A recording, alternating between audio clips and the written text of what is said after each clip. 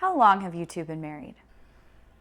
Over 40 years. Actually, 40 years, just what, a week ago? Yes. In sickness and in health. Yeah, it's true. Nestled in Auburn, Hank and Denise Stenome took up every opportunity Maine had to offer in their retirement. We were very active. We went camping. We did a lot of going here and going there. That was until Denise's stroke 2 years ago. Since then, Hank has devoted each and every hour to her improvement. Initially, I was rah, rah, rah, she's going to get up and walk here tomorrow. And finally realized that that's not a true statement. There's a lot of hard work. For 3 hours each morning, Hank gets a much-needed break, paying for at-home aide Gabrielle Theriot to visit. She gets her up, she cleans her up. Help that is increasingly harder to come by.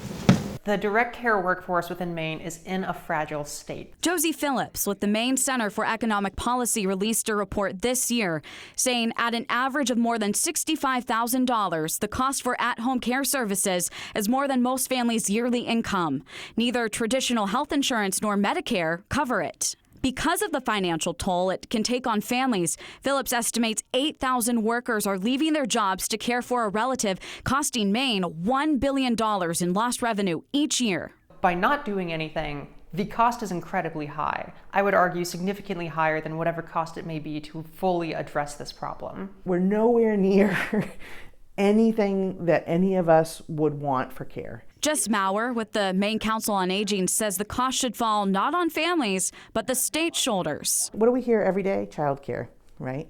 Every single time the word childcare is uttered, we should say, and elder care. Thank you. Because right now, even for those who are eligible under Maine care, the aides just aren't there. The state's largest hospital, Maine Medical Center, reports about 50 people under its care are approved for discharge but can't find an alternative care setting.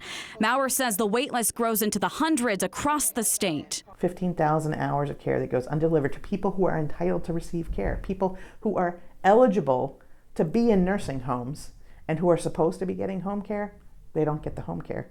And so, they're languishing. Something's got to give. I mean, people can't keep living like this. For aides like Theriot, she feels the demand for at-home services firsthand as elite home care struggles to find workers. What are the solutions, you think?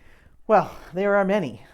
So we need to grow this workforce. So we're going to have to increase wages again to a competitive market rate. It's draining work, is it not?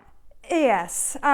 Physically, mentally, emotionally, for the patients when we see them getting better, I mean, it makes it worth it.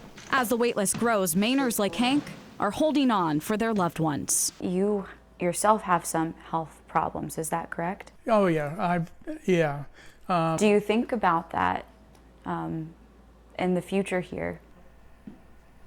It's always on my mind. Lawmakers have overwhelmingly supported wage increases for at-home aides. In the next legislative session, the Maine Council on Aging says it's proposing creating incentives like comped college tuition to get more people interested in home care. For the I-Team, I'm Stephanie Grinley.